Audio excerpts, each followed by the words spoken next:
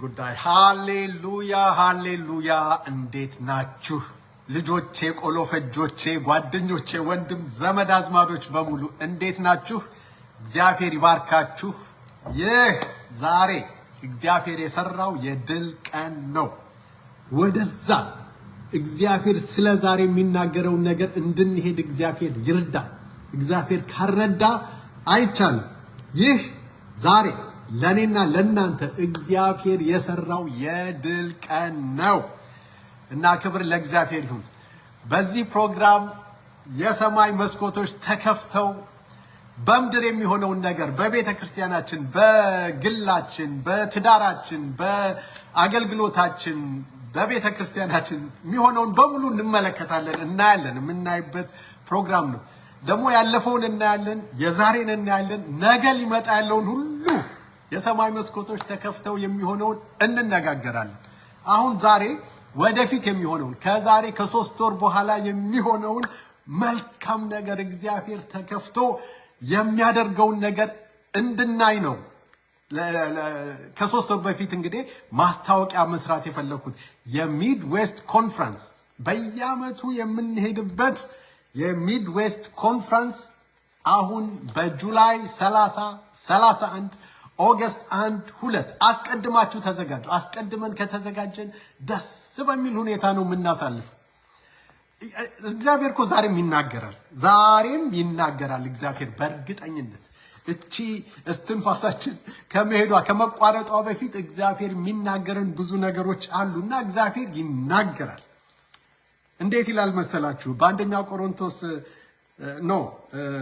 ማርቆስ 6:31 ላይ እናንተ ራሳችሁ ብቻችሁን ወደ ምድረ በዳ ኑና ጥቂት እረፉ አላቸው። ጥቂት እረፍት የሚደረግበትን ቦታ ዛሬም እግዚአብሔር ለኔና ለናንተ እንደ አባትነቱ እንደ አምላክነቱ እረፍ እንድንል ቦታ ያዘጋጃል ማለት ነው። ይሄ በሕያው ቃል ላይ ቆንጆ ተደርጎ ተርጉማል። እወደዋለሁ ይሄንን። እርሱም ወይም ደግሞ ኢየሱስ ክርስቶስ ጥቂት እንድታርፉ ጸጥ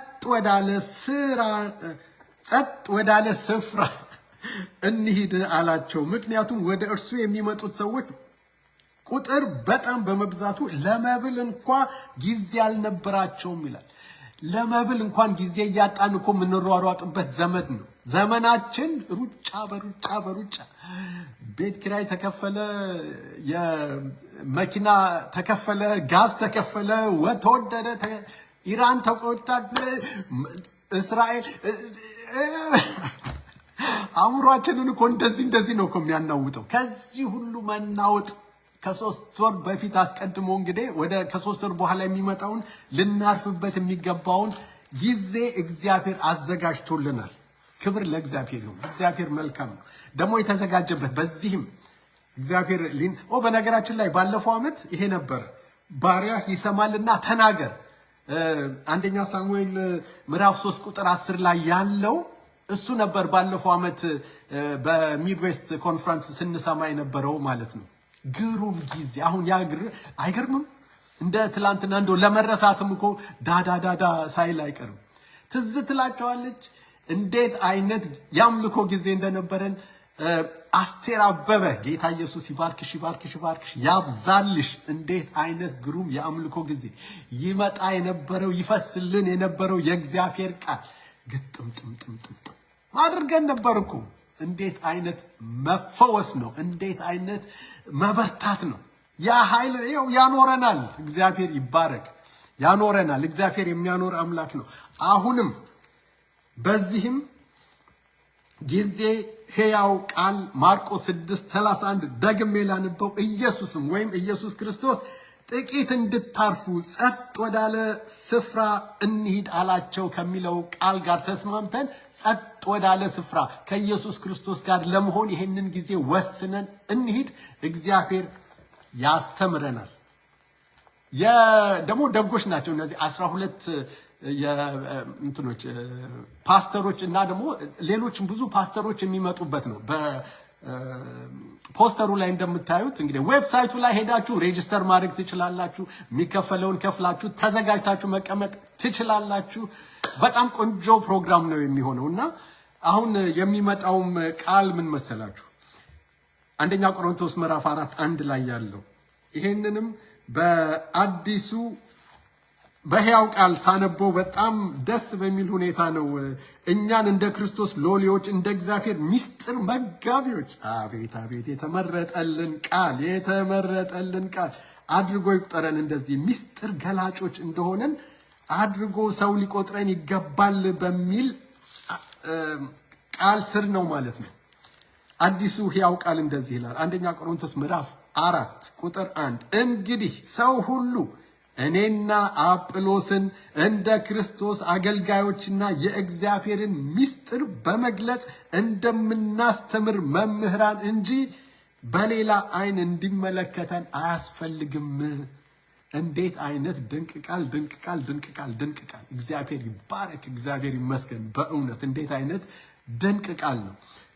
ሐዋርያው እዚህ ላይ ሲያብራራው ይሄ ሕያው ቃል እንግዲህ አጵሎስን ይጨምራል። እንደ አጵሎስና እንደ ኬፋ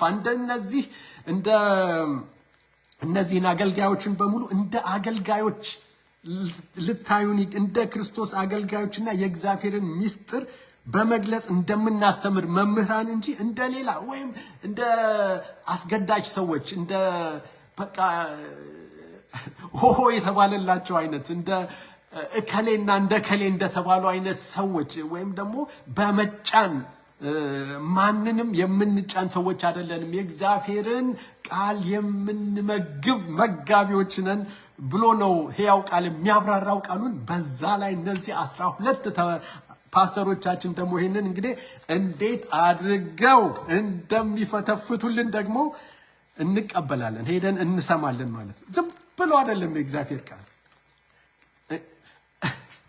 በጣም ደስ ይላል። የእግዚአብሔር ቃል ግሩምና ደስ የሚል እናስታውሳለን አይደለም? በሐዋርያት ሥራ ምዕራፍ 12 ላይ 13 ላይ ይቅርታ መሄድና ማንበብ እየተቻለ ለምን እንቀልዳለን? አዎ ቁጥር 10 ምዕራፍ 13 በአንጾኪያ ቤተክርስቲያን ነቢያትና መምህራን ነበሩ።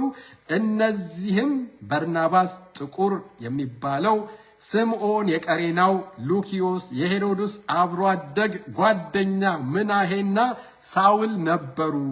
አንድ ቀን በጾምና በጸሎት ተጠምደው ሳሉ መንፈስ ቅዱስ በርናባስንና ሳውልን ለመረጥኳቸው ሐዋርያዊ ሥራ ለዩልኝ አላቸው። አያችሁ፣ ይሄንን ቃል ለመምረጥ ራሱ መንፈስ ቅዱስ ራሱ ያዘጋጀው ነው። ይሄ ብቻ ከገባን እኮ በቂ ነው። በእውነት እግዚአብሔር ያዘጋጀውን ነገር ሄደን እንድንካፈል እግዚአብሔር ጊዜውን አመቻችቶልናል። ለእኔና ለእናንተ እግዚአብሔር ሊባርከን፣ ሊያጽናናን፣ ሊያሳድገን፣ ወደ እርሱ ሊያቀርበን እና አትቅሩ።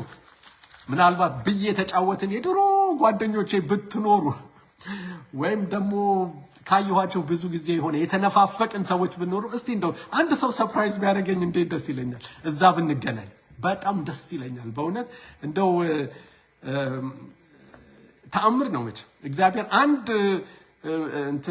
አድቨርታይዝመንት ሰምቶ በቃ ጁላይ 30th 31st እና ኦገስት 1st እና 2nd ላይ የሚድዌስት ኮንፈረንስ ዌብሳይቱን እንትኔ ላይ አለ፣ ፕሮፋይል ፒክቸሬ ላይ አለ። እሱን ማየት ትችላላችሁ። ተባረኩ። ኑና ግሩም ጊዜ ይኑረን። መልካም ቀን።